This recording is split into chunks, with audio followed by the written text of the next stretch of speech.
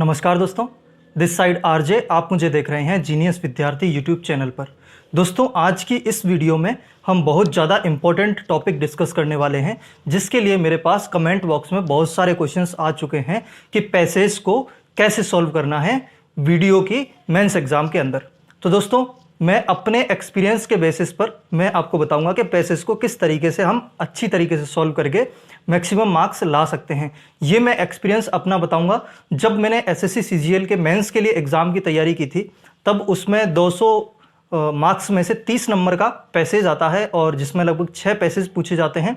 तो मेरे 30 में से लगभग 26 या 27, मुझे एग्जैक्ट याद नहीं है, लेकिन 26 थे या फिर 27 मार्क्स मैंने गेन करे हैं 30 में से। तो उसके अपने एक्सपीरियंस के बेसिस पर आपको बताऊंगा कि किस तरीके से हम पैसेज को सॉल्व करते हैं तो अच्छे मार्क्स लाए जा सकते हैं।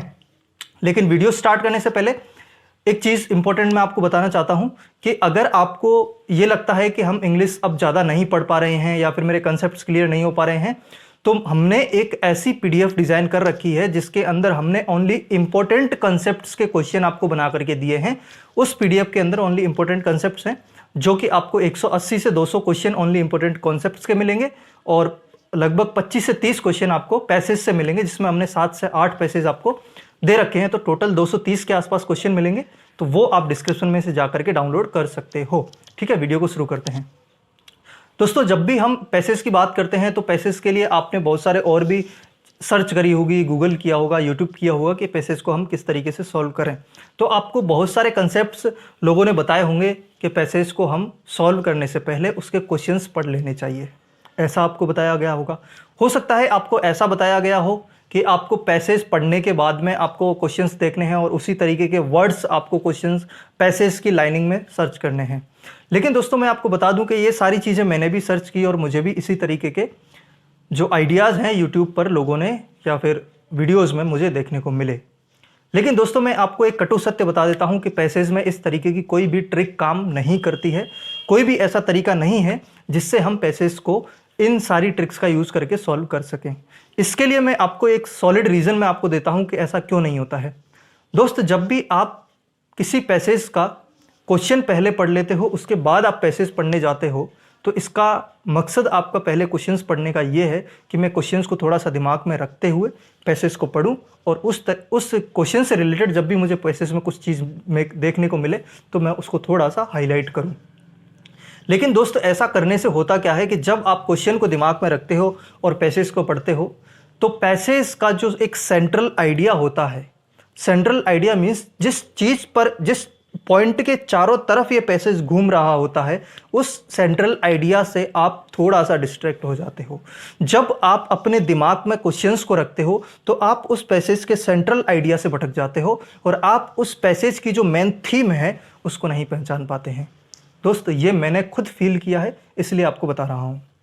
लेकिन जब आप पहले क्वेश्चंस नहीं देखते हो, आप ओनली पहले पैसेज पढ़ते हुए जाते हो, तो आप पैसेज को ख़त्म होने के बाद में एक निष्कर्ष पर पहुंचते हो कि ये पैसेज इस चीज़ से रिलेटेड था, ये पैसेज इस सेंट्रल आइडिया के इर्द गिर्द हमें बात करना चाहता है, इस पैसेज की थीम ये है। अगर आप क्वेश्चन नहीं पढ़ते हो तो आपको जो पैसेज है उसका एक सेंट्रल आइडिया पता चलता है। अब आप में से बहुत सारे लोगों का कहना होगा कि हम पैसेज में इंग्लिश का हिंदी ट्रांसलेट नहीं कर पाते हैं, हमें ट्रांसलेशन नहीं आता है, इस वजह से हम उसका हिंदी मीनिंग नहीं निकाल पाते हैं। दोस्तों, मैं आपको बता दूं, मुझे भी नहीं आता था हिंदी ट्रांसलेट करना और मैं भी नहीं कर पाता था। लेकिन आपको पता होना चाहिए कि जो पैसेज है वो एक रीडिंग कॉम्प्रिहेंशन का पार्ट माना जाता है। रीडिंग कॉम्प्रिहेंशन का पार्ट हम मान रहे हैं, इसका मतलब ये है कि रीडिंग कॉम्प्रिहेंशन का पार्ट मानने का मतलब ये है कि आप रीडिंग करने में कितना कॉम्प्रिहेंड हैं। आप उस सेंटेंस को पढ़ते रहिए, पैसेज को पढ़ते रहिए, आप उसका ट्रांसलेट करने की कोशिश आपको बिल्कुल भी नहीं करनी है, बिल्कुल भी ट्रांसलेट करने की कोशिश नहीं करनी है। कोशिश करिए कि आप उस पैसेज को पढ़ते रहिए और एंड तक पहुंचिए। अगर आपने बिल्कुल भी एक लाइन का भी ट्रांसलेशन अगर आपको नहीं आया है, तब भी आप उस पैसेज के एक सेंट्रल आइडिया, वो किस थीम पर बेस्ड है, वो आपको पता चल जाएगा। अगर ऐसा होता है तो कमेंट बॉक्स में ज़रूर लिखिएगा। अब आगे क्या होगा कि अगर आप ट्रांसलेट नहीं कर पाएंगे तो क्वेश्चंस के आंसर कैसे देंगे। दोस्त, रीडिंग कॉम्प्रिहेंशन का मतलब है कि आप जितना ज़्यादा रीड करते रहेंगे उतने ज़्यादा आप कॉम्प्रिहेंसिव होते जाएंगे।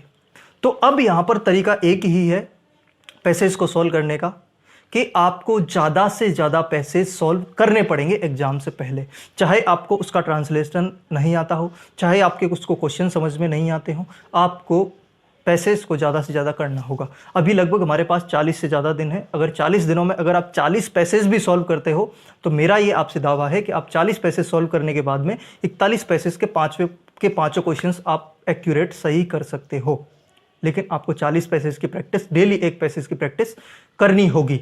तरीका कुछ भी नहीं लगाना है, ये रीडिंग कॉम्प्रिहेंशन का पार्ट है। जितनी ज़्यादा रीडिंग करोगे उतने ही ज़्यादा आप कॉम्प्रिहेंसिव होते जाओगे, और जितनी ज़्यादा रीडिंग करोगे उतना ही आप किसी टॉपिक की थीम को समझने की कोशिश करोगे। तो इसलिए पैसेज पढ़ते समय बिल्कुल भी हमें ज़्यादा उस पर जोर देने की कोशिश नहीं करनी है कि इस लाइन का क्या मीनिंग हुआ, मैं पहले क्वेश्चन पढ़ लेता हूँ उसके बाद में पैसेज पढ़ूंगा। तो ये तरीके काम एग्जाम में नहीं करते हैं दोस्त। हो सकता है कि किसी पर्टिकुलर पैसेज पर कोई तरीका काम कर जाए, लेकिन एग्जाम में कौन सा पैसेज आएगा, हम किस तरीके से उसको सॉल्व कर पाएंगे, ये हम नहीं कह सकते। इसलिए आप ओनली 5-10 पैसेज सॉल्व करके आप काम नहीं चला सकते। आपको ज़्यादा से ज़्यादा पैसेज सॉल्व करने रहेंगे, जिससे आप देखिए पैसेज का एक ही सीन है। अगर आप सेंट्रल आइडिया पकड़ गए आप सारे क्वेश्चन कर लोगे, आप उसकी थीम पकड़ गए आप सारे क्वेश्चन कर लोगे। लेकिन थीम पकड़ोगे कैसे? ज़्यादा से ज़्यादा रीडिंग करने से, ज़्यादा से ज़्यादा पैसेज को सॉल्व करने से। हमने भी अपनी PDF के अंदर कुछ 7 से 8 पैसेज आपको दिए हैं जो किसी न किसी एग्जाम में आए हुए हैं। हालांकि हमने सारे ही क्वेश्चन उसके अंदर, सारे ही कंसेप्ट्स के जो क्वेश्चन डाले हैं वो ऐसे ही डाले हैं जो किसी न किसी एग्जाम में आए हुए हैं। तो आप उनकी भी एक बार प्रैक्टिस करिए। अच्छे पैसेज हमने दिए हैं जो एग्जाम में रिपीट होते हैं, एग्जाम में आए हुए हैं। ठीक है, तो वीडियो पसंद आए वीडियो को लाइक जरूर करें, चैनल पर नए हो चैनल को सब्सक्राइब जरूर करिएगा। और इन्हीं सारी चीज़ों को ज़्यादा से ज़्यादा पैसेज का प्रैक्टिस करके, ज़्यादा से ज़्यादा रीडिंग कॉम्प्रिहेंसिव को बढ़ा करके, मैंने भी 30 में से लगभग 26 या 27 मार्क्स हासिल किए थे SSC CGL में, जिसमें अच्छे लेवल के पैसेज आते हैं। तो वो मैंने अपना एक्सपीरियंस आपके साथ शेयर किया है। जो भी तरीके हमें बताए जाते हैं, टिप्स एंड ट्रिक्स से काम पैसेज पर नहीं करते हैं। हो सकता है किसी के साथ करते हो, किसी पर्टिकुलर पैसेज पर काम करते हो। मैंने अपना एक्सपीरियंस आपको बताया, अच्छा लगा हो तो वीडियो को लाइक करें। जो भी आपके सुझाव है कमेंट बॉक्स में रख दीजिए। चैनल पर नए हो चैनल को सब्सक्राइब कर दीजिए, बेल आइकन को ऑन कर दीजिएगा, जिससे आपको जब भी नई वीडियो आएगी नोटिफिकेशन मिल जाएगा। और वीडियो को अपने दोस्तों में ज़्यादा से ज़्यादा शेयर करें। मैं मिलता हूँ आपसे अगली वीडियो में। Thank you so much.